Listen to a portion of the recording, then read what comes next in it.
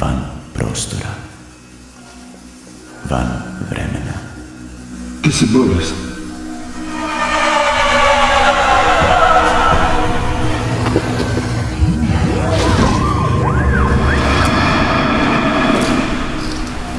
Vidite li se ikada, da li vam se to stvarno događa?